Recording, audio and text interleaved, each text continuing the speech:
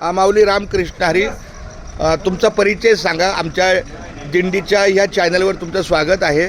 तुमचं संपूर्ण नाव, तुम्ही कुठे राहता, आज आपली दिंडी आपल्या माझी बारकी बहीण जी आहे मुक्ता तिच्या निवासी आलेली आहे, त्या संदर्भात तुमची नवीनच भेट झाली. तर तुमचा परिचय सांगा आणि तुम्हाला हे सगळं दिंडीचं स्वरूप बघून कसं वाटलं ते सांगा जरा. माझं नाव सुवर्णा राजेश कामतेकर, हां राहणार पनवेल. बरं. आज तुम्ही दिंडीच्या स्वरूपात सगळं पहिली वेळ बघितलं ना? नाही म्हणजे जेजुरीला आला ना दिंडीच्या वेळेत? नाही, मी येते. पण मला तुम्ही कधी मधल्या वर्षात कधी दिसला नाही. नाही, हे तर पहिल्यांदाच आले. हां, ह्या घरी पहिल्यांदा झाले. म्हणजे ह्या घरी पहिल्यांदा झालंय. नाही नाही, म्हणजे असं आलं पण दिंडीला पहिल्यांदा. हां, म्हणजे दिंडीच्या कालखंडात इथे पहिल्यांदा आलाय. पहिल्यांदा आले. पण तुम्ही आमच्या मुक्ताची नणंद आहे, म्हणजे मिस्टरांची गोरखची बहीण.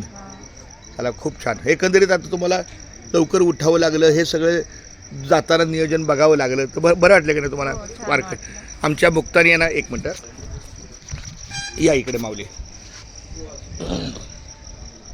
हा रामकृष्ण ही आमच्या मुक्ताच्या मिस्टरांची बहीण आहे, राहायला पनवेलला आहे, सुकापूरला. मला लक्षात आलं सुकापूर. आणि एकंदरीत 3:30 वाजताच आमची दिंडी, म्हणजे 3 वाजता उठली तर सगळे तंबू पडले, गाडीचा मार्गे लागला. अशा पद्धतीचं हे सहकार्य आहे. आणि आता इथून आपली दिंडी नेराला जाणार आहे. तर तुमचा एक मुक्काम आला तर चालेल. तुमची तयारी आहे का? एक दिवस पुढे जायची तर पुन्हा मुंबईला?